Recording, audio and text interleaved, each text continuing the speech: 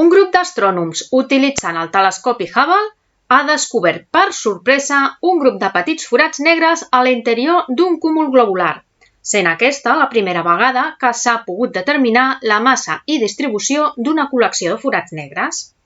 El cúmul en qüestió es denomina NGC 6397 i es troba a uns 7.800 anys llum de la Terra, sent així un dels dos més pròxims a nosaltres. Els forats negres són objectes superdensos, la gravetat dels quals és tal que ni la llum pot escapar d'ells, i això que la velocitat de la llum és la major possible a l'univers. Per aquest motiu, no els podem observar directament i d'aquí el seu nom. De forats negres hi ha de diverses mides. Els estel·lars tenen masses entre 1 i 100 vegades la del Sol. Es formen com a resultat de l'explosió d'estrelles massives.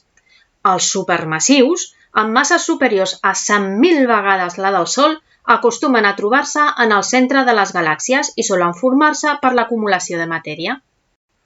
Bé, doncs tornant a l'NGC 6397, s'esperava trobar en el seu centre un forat negre de massa intermèdia, l'estudi de la qual és un dels objectius més importants de l'astronomia actual, perquè hi ha molts pocs objectes ni tan sols candidats a ser classificats com a tal.